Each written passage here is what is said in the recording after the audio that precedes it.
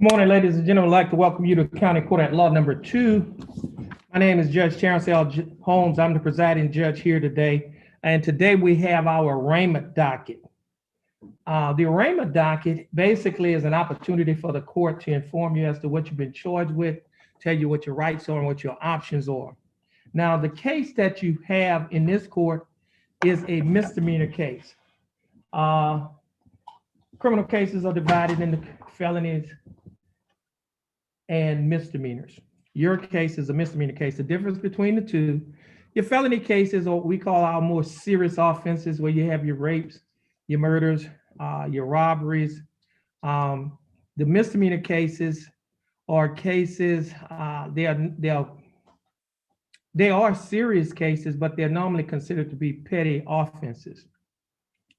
And the difference also between felonies and misdemeanors, with a felony offense, your range of punishment can entail that you be sent to TDC or to the state penitentiary.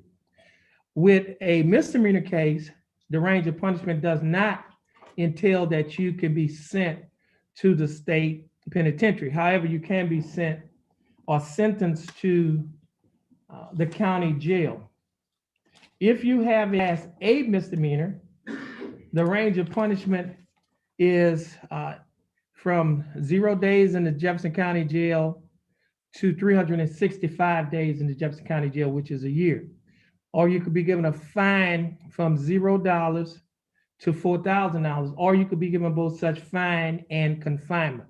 Now, you could also be given time in between 0 days to 365 days. You could be given a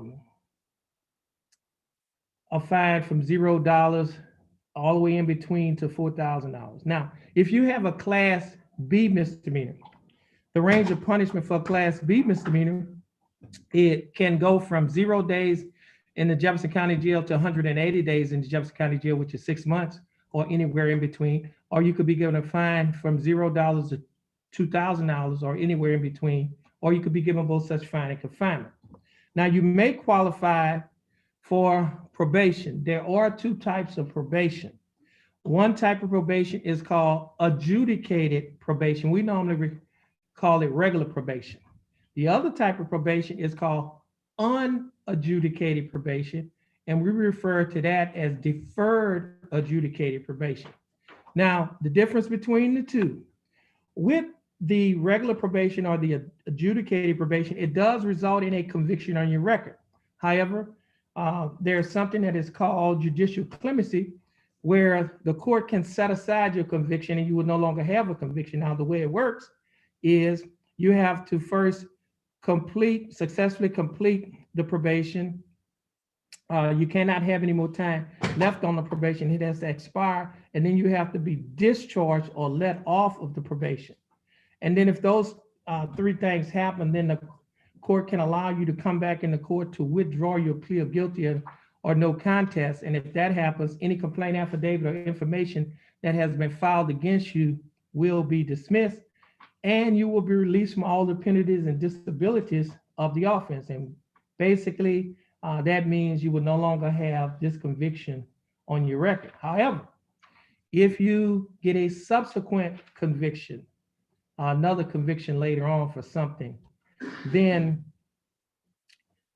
if you try to get a license with CPS, well, first of all, they can, if you get another conviction or a subsequent conviction, then they can resurrect, revive, or bring this case back up, and it could be used against you. If you try to get a license with CPS, they can either deny giving you a license, or if you have a license, they can revoke or suspend that license. Now, with the unadjudicated probation or the deferred adjudicated probation, it does not result in a conviction on your record. And if you successfully complete that probation, your case will be dismissed, and you may qualify for what is called a non-disclosure. A non-disclosure means we cannot disclose or tell the general public that you were on deferred probation for your offense. However, if you violate any terms and condition of your deferred probation, the state can file a motion to revoke your probation, which means to kick you off probation. If that happens, if you'll be entitled to have a hearing, and if the court finds that you have violated the terms and conditions of your probation, then the court can revoke your probation. And if your probation is revoked, you may get a conviction. And if you get a conviction, then obviously your case will not be dismissed and you cannot get a non-disclosure. Now, as a defendant in a criminal case, you have three options. Number one, you may hire an attorney. And that information that I'm mentioning is on the forms that have been handed out to you.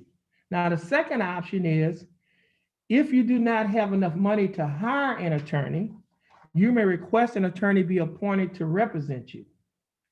And number three, you may represent yourself. If you want an attorney to represent you and you have enough money to hire an attorney, the case will be reset to give you time to do so. If you want an attorney and do not have the money to hire one, you will need to fill out a financial questionnaire so that the proper person can determine whether or not to appoint an attorney to represent you. You may not speak to the prosecutor about your case unless you sign a written waiver of your right to be represented by an attorney. Be aware that there are dangers to self-representation. Waiving your right to an attorney and representing yourself may result in a worse outcome for you and your case, including the loss of significant legal rights and opportunities relating to military service, possession of a firearm, housing and public benefits, child custody, immigration status for non-citizens, and employment. If you choose to proceed without an attorney, you may change your mind at any time and may request counsel from the court. Now, at the bottom of that document, it states defendant's choice. Mark initials next to only one choice. If your choice is, I want to reset this case to hire my own attorney, then you'll put your initials on the first line to the left. If your choice is, I have hired an attorney whose name is, then you put your initials on the second line to the left and the name of the attorney on the line to the right. If your choice is, I want to apply for court-appointed counsel, then you'll put your initials on the third line to the left. If your choice is, I have a court-appointed attorney whose name is, then you'll put your initials on the fourth line to the left and the name of the attorney on the line to the right. Or if your choice is, I want to waive my right to an attorney and represent myself, then you'll put your initials on the fifth line to the left. And once you finish initialing one of the 5 lines, then you will sign on the bottom line that says defendant, and you'll put today's date, April 20th of 2021. Now,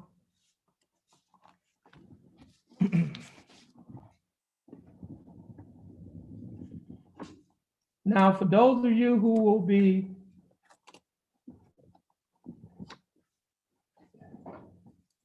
representing yourself, you would have to sign the second page of that document, okay?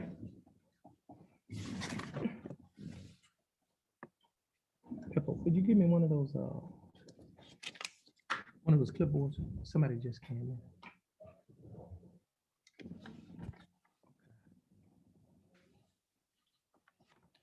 in. She's probably gonna have to sit up in the jury. Oh. Okay.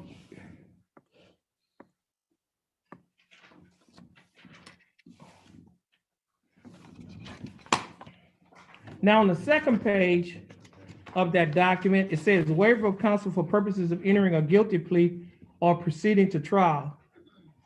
And it reads, I have been advised of the nature of the charges against me and the dangers and disadvantages of self-representation.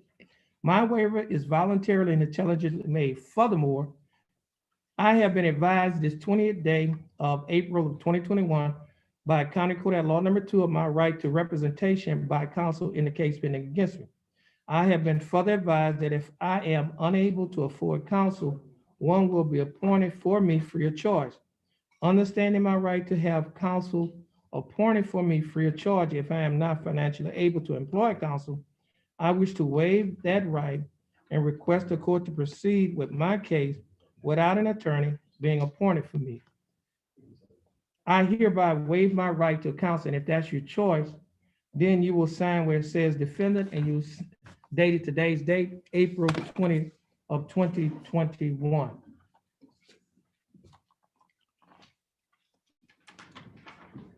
You also have a right to have a trial by jury.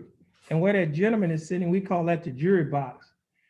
6 people will be selected to sit on the jury, and they will decide whether or not you're guilty or innocent after listening to all the evidence in your case. You also have a right to waive or give up your right to have a trial by jury. Waiving means you have a right to give that right up. And by doing so, you will not have a trial by jury, and you can either have a trial just before the court, or we call that a bench trial, and that's a trial without a jury, and it's just before the judge. Or if you're entering a plea of guilty or no contest, you can either have an agreed plea or an unagreed plea before the court. An agreed plea is when you have reached a plea bargaining agreement with the state, and then you're coming before the court to see whether or not the court is going to accept that plea bargaining agreement. You also have a right to have witnesses to come to court. Now, what a bailiff is standing, that chair next to him is called the witness stand. And witnesses, what they do, they come to court, they can testify either for you or against you. You can ask them questions. We call that either direct examination or cross-examination. Now, you also have a right to give up that right or waive that right to have witnesses to come to court. And by doing so, you will not be calling any witnesses on your behalf in your case. You also have a right to have discovery. And what discovery is, you have a right to see the evidence that the state has against you. And if you would like to see the evidence, when I say evidence, you're talking about witness statements, videos, etc. Whatever evidence that they have in their case, you have a right to see that evidence. Now, you also have a right, and if you would like to see that evidence, the state will allow you to have access to that evidence. Now, you also have a right to waive, which means to give up your right to see the evidence. And by doing so, you will not be seeing the evidence that the state has against you.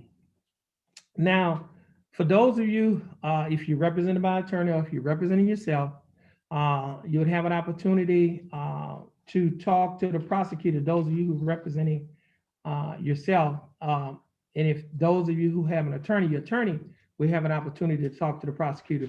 And they will talk to the prosecutor, or you talk to the prosecutor to see if y'all can work out a settlement on your case. And the settlement, we call it a plea bargain agreement. If you are able to work out a plea bargain agreement, the court does not have to follow that agreement. When I say the court, the judge does not have to follow that agreement. And if the judge does not follow that agreement, you have a right, or you'll be entitled to withdraw, which means to take back your plea. And if the court does follow the plea bargain agreement, then if you decide that you would like to appeal your case, and what an appeal is, you would like to have a higher court to review your case to see whether or not you've been wrongfully convicted or whether or not we committed an error by convicting you. That higher court is located right above us. It's called the Ninth Court of Appeals. They will review your case. Now, they can do one or two things. They can grant your appeal or they can deny your appeal. If they grant your appeal, then they can find you not guilty, or they can send the case back down to this court and order this court to give you a whole new trial. If they deny your appeal, then you can appeal it to a higher court than them. That higher court is called the Texas Court of Criminal Appeals. It's located in Austin, Texas. It is the highest criminal court in the state of Texas. You will have to file what is called a pro se petition for discretionary review. Pro se means on your own without the assistance of a lawyer. You'll be handling it yourself. And you'll be asking the Court of Criminal Appeals through your petition for your pro se petition for discretionary review to see whether or not you've been wrongfully convicted, to see whether or not your appeal should have been granted. And so or to see whether or not this court committed an error by convicting you. They can either grant or deny your pro se petition. If they grant your pro se petition, they can find you not guilty, or they can send the case back down to this court, order this court to give you a whole new trial. If they deny your pro se petition, then at that point, your conviction will stand. And so now, also, everyone here has been arrested on your case. You spent some time in jail. So the time that you spent in jail can be used as credit toward your punishment. So for example, if you spent 5 days in jail, the state is offering you 5 days in the plea bargain agreement. That means that you will not have to serve any more time in jail because you'll be given credit for time served. If you have more time than that, then that means that you would have to serve out the remainder of that time on your sentence. Now, if they give you a fine in court costs, let's say they are offering you a fine in court costs, every day that you spent in jail is credited as $100 per day. And so what I mean by every day that you spent in jail, so let's say, for example, you were booked in the jail at 11:59 p.m. Okay, and let's say you booked out of jail 12:01 a.m. 2 minutes later. That's 2 days. These two, because they go by different days. It's not the 25. You go by 2 different days. All right, and so if you have spent some time in jail, every day that you spent in jail is $100 towards your fine. So if you spent 5 days in jail, the state is offering you a fine plus court cost of $500. You don't have to pay it because you already got 5 days in jail, and therefore the 5 days in jail will go toward your fine and court costs, and then your fine and court costs will be what we call taxed and retired. All right. Now, the other thing is Jefferson County has a program that is called pretrial diversion. With the pretrial diversion program, it's for first-time offenders. You cannot have a criminal history, and it cannot be a case involving unlawfully carrying a weapon or resisting arrest. And you have to have a lawyer to assist you in getting into the program. And what the program is this: you get into the program, your case is dismissed, and you can get it expunged from your record. All right. So, you have to, the state has a program but you have to be accepted into the program, okay? But you can't be a first-time offender. You got to have an attorney to assist you to get in. It cannot be an offense for resisting arrest or unlawfully carrying a weapon. Now, if you're a veteran of any one of the branches of the United States military, Jefferson County has DA's office has another program that is called Veterans Court. And it is also part of the pretrial diversion program. You get into the program, your case is dismissed. Well, you get into the program, complete the program, your case is dismissed, and you can get it expunged from your record. Now, expunge means it's wiped off, deleted, or erased from your record. All right. And so the pretrial diversion program does that, and the Veterans Court program does that. All right. Now, this court has a program that is called the CSI. We call it the CSI program, stands for Community Safety Initiative. The Community Safety Initiative is a program that is designed to address the issue of what we call recidivism. Recidivism means people committing crimes over and over. And the way we address those issues is through a myriad of programs and partnerships that we have with local agencies in the community. We have a partnership with Spindletop. We also have a partnership with the Golden Triangle Empowerment Center. Now, the programs address mental health issues. So if a person has a mental health issues, we have individuals who are in court can do some private interviews. Spindletop can do assessments, treatment plans for you. Also, if you have issues with drugs or alcohol, Spindletop has a program that is called ATAR. The program that they have ATAR over there now is for youth, 21 years old or younger. But OZAR, which is our local drug and alcohol counseling agency, they can do screenings, interviews, and treatment plans for those individuals who are over the age of 21. And for individuals who are unemployed, have low-paying jobs, we have a partnership with the Golden Triangle.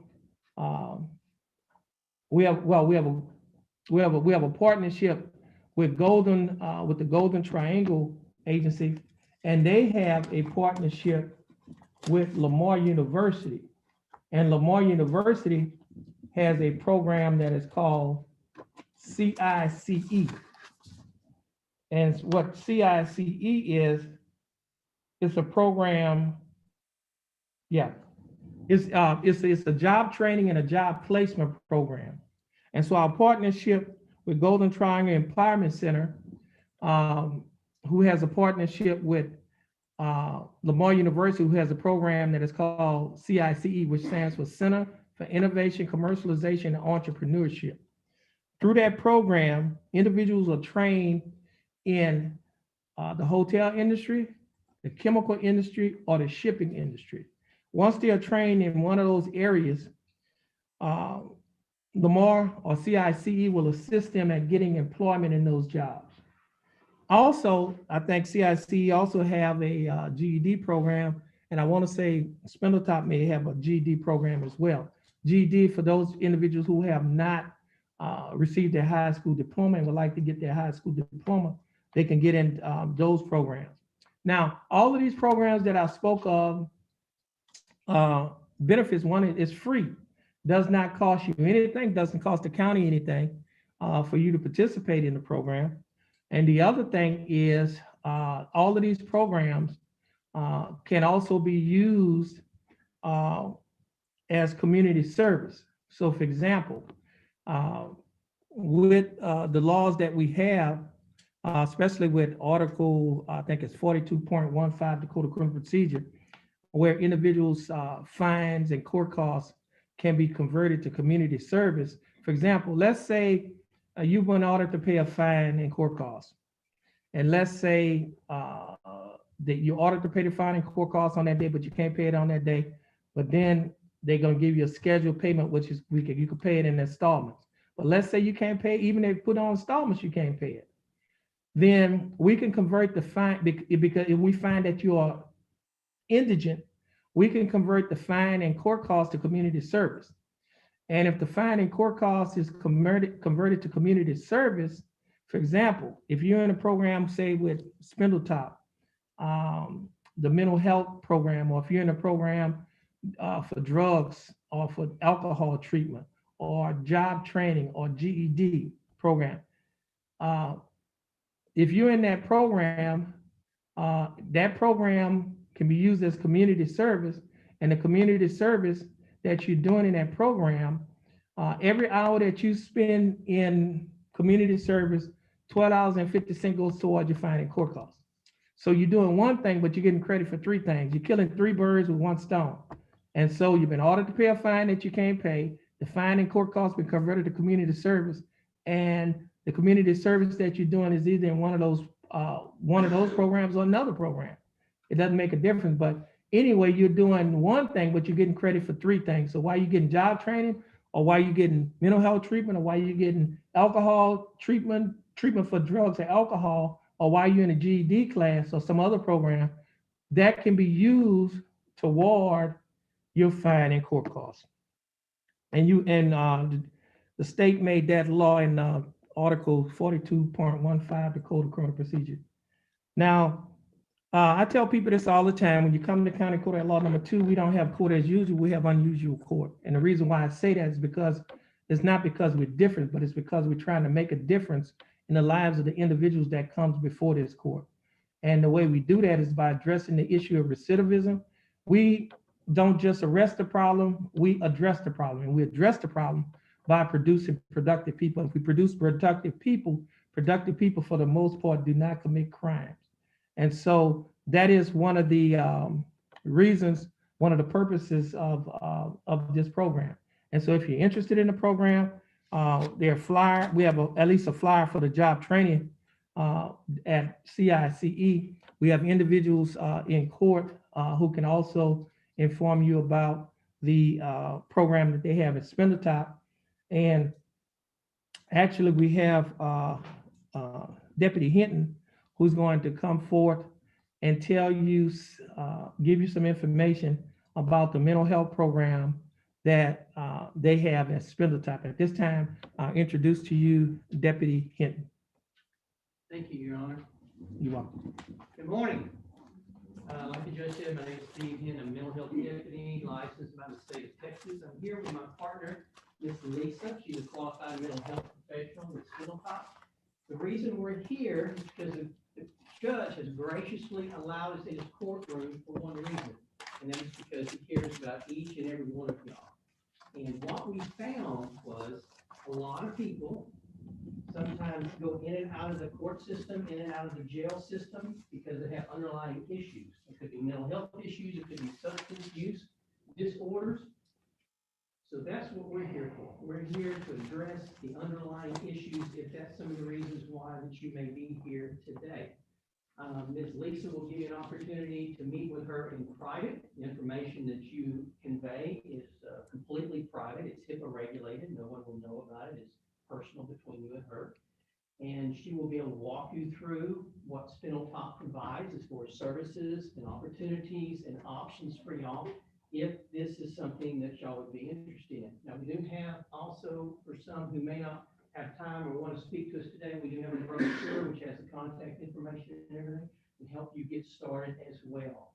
So our goal, our objective is to get you out of the system, get you into a quality of life that will be beneficial to y'all, whatever that looks like for y'all. I also want to suggest that if you have family members that may have some mental issues or substance use disorders, you can take this to them as well and work with them, trying to get them into services and try to get them the best they can be as well. So what's going to happen from here forth is, as the court proceeding continues, I'll be going around and I'll be talking to each and every one of you, and I'll be providing you this if you want it. And if you'd like to speak with Miss Lisa privately, I'll take you back there to the private room back there, where she'll speak to y'all in more depth and kind of give you some direction on what would be best for y'all. Does anybody have any questions? Great. Thank you. Thank you, Your Honor. Okay, thank you, Deputy Hinton. Next, ladies and gentlemen, we have basically the next phase of what we're going to do is we're going to pick up the paperwork that you have signed. It's going to take some time for us to do it, and then we're going to put you into at least 3 different categories. One, whether you want to hire an attorney, whether you want to see if you qualify for a court-appointed attorney, or whether or not you want to represent yourself. Now, for those of you who is in the second category, that said you want to see if you qualify for a court-appointed attorney, you have to fill out a financial questionnaire. And we have court personnel that will assist you if you need assistance to fill out your financial questionnaire. So this is going to take some time. And so at this time, we will be in recess to give our court personnel time to go through. Just be a little patient with us. We're a little short-handed today, but we will get through this. And so just be patient with us, okay?